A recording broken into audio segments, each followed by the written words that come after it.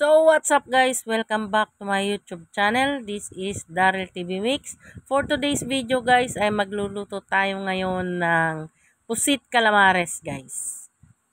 Ito nga pala yung ating mga pusit guys na nahiwa-hiwa.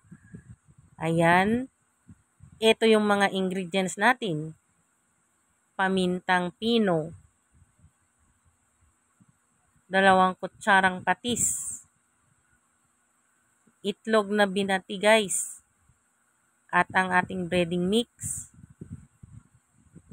Ang ating ginisa mix, baka naman hindi po sponsor yan. Yan din yung ating breadcrumbs. So, ayan guys, i-marinate muna natin ng ating pusit. Ilagay na natin ng ating pamintang pino.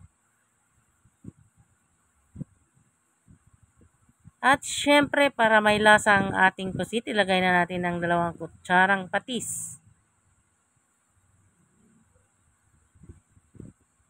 At para lalong lumasa, ilagay na rin natin ng ating ginisa mix. Hala, sige, itaktak mo pa guys. Itaktak mo pa. So, ayan na guys, nailagay na natin ang ating mga ingredients. Malinis na ang aking kamay. Halu-haluin na natin yan para lumasa ang ating pusit. Ayan, sige, hala, halu-haluin mo pa. Para manuot hanggang kaila-ilaliman ng salasan ng pusit guys. So pagkatapos guys, ito yung ating gagawin. Isawsaw natin sa ating breading mix ang pusit. Sumunod, isawsaw natin sa itlog. Panghuli ang ating breadcrumbs para magandang tingnan ang ating pusit calamares. Itabi muna natin sa isang malinis na plato. Ayan guys, hanggang sa ulit-ulitin lang hanggang sa matapos ang ating hiniwang pusit. Sausaw sa harina.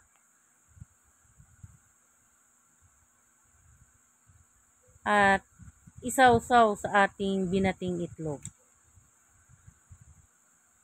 Ayan ulit sa ating breadcrumbs.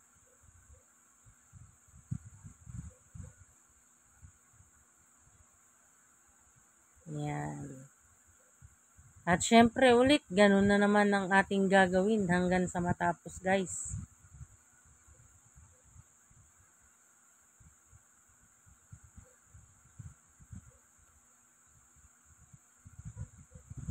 Ayan, sige pa.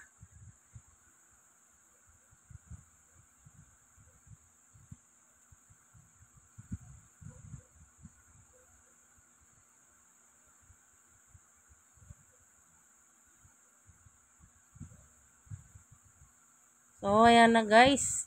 Hindi na natin pinakita lahat na gawin ng paulit-ulit. Ayan ang ating mga nagawa. Natapos na natin. Tayo ngayon guys ay magpapainit na ng ating kawali para masimulan na natin magprito. Ayan, binuhay na natin yung apoy. Mainit na, ilagay na natin ng ating pusit calamares.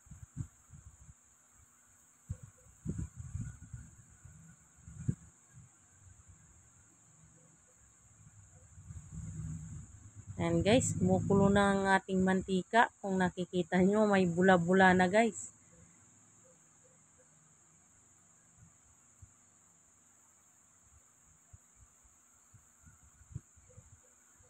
Ayan.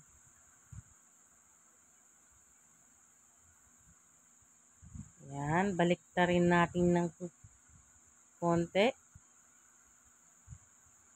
Basta pag nag-golden brown na yan guys, luto na yan. Pwede na natin iahon yan guys.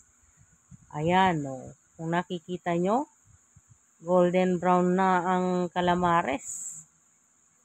Pwede na yan.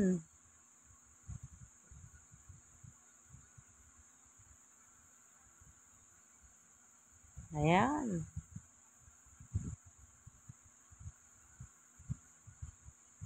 luto na sa wakas.